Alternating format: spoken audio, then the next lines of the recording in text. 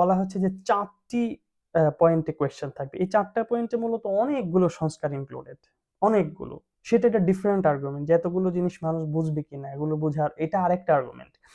But আমি এখন যেটা নিয়ে কথা বলতে চাচ্ছি, এই যে 4টা বিষয়ে প্রফেসর ডক্টর ইউনূস গণভোটের যে কথাটা বললেন, এই 4টা বিষয়ে ধরেন ক, খ, গ, ঘ এই 4টা বিষয়ে যেই আম হ্যাঁ ভোটের কথা বললেন, তিনি বলছেন বা এই যেই মানে যেই প্রজ্ঞাপনটা জারি করা হয়েছে, সেখানে কি বলা হচ্ছে?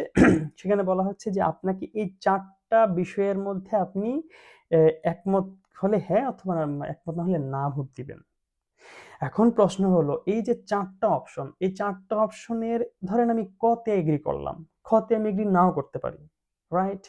অথবা ক এবং খ তে এগ্রি করলাম, আমি গ তে এগ্রি নাও করতে পারি, অথবা আমি প্রথম তিনটাতে এগ্রি করলাম, আমি 4 নম্বরে ডিসএগ্রি করলাম।